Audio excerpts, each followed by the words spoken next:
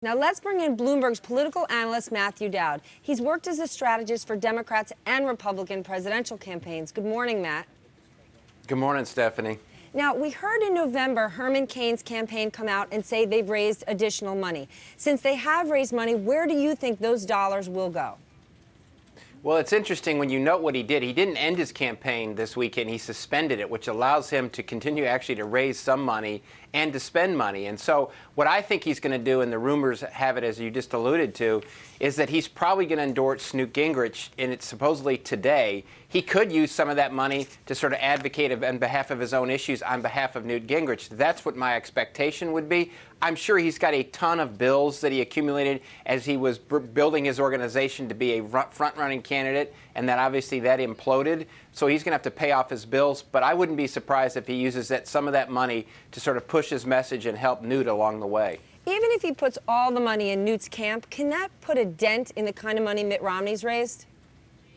Well, at this point, it could help Newt because Newt sort of, as was said earlier, lives off the land like the others. But I think more importantly for Newt, Newt has the momentum right now, more so than anybody else in the race. He's got the momentum nationally, but specifically, he's got the momentum in Iowa. And so I think an endorsement and then anything Herman Cain does or anything anybody else does, I think just builds on that momentum because, as you know, it's 4 weeks from tomorrow that the Iowa caucuses are held. And so we're in this last part of the phase through Christmas and the New Year. So anybody that has momentum or anybody that has that energy has a big plus up. We've seen that in past caucuses. It wasn't who has the best organization, who has the most money, but who has the most momentum and the most energy going into that Iowa caucuses usually does well. Newt has that today, and he's got to figure out how to maintain that. Then if Romney loses Iowa, what will that mean for his campaign?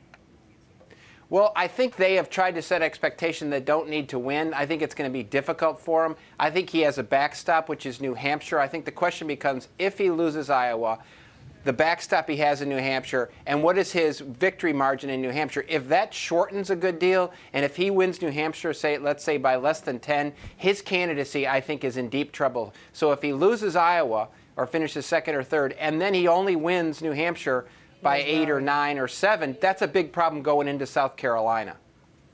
And now, in your most recent op-ed piece, you talk about the myths behind politics. Can you go into that for us as it relates to Iowa?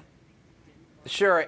Most of the time, I've talked to so many people about this. There's so many myths in politics that develop mainly because of the winners and mainly because people that have a vested interest. Media consultants like to push the idea that ads make a big difference, and many times they don't in these presidential. But in Iowa specifically, organization has never been the determinant in Iowa. I remember working for George W. Bush. He had the organization. He had all the endorsements. He was up by 20 points going into that Iowa caucus. He ended up only winning by 11, even though he had that organization. What happens most of the time is whoever's got the sort of passionate supporters, whoever's got the momentum, as I said earlier, going into that caucus, they can overcome any organization. So look for that, Stephanie. Look for that energy. Look for that momentum. Don't look at the organization. Look for that momentum. Look for that energy. That will tell you who's likely to overperform on the caucus. And in an expectation game, it's overperformance that really usually wins these things, not organization.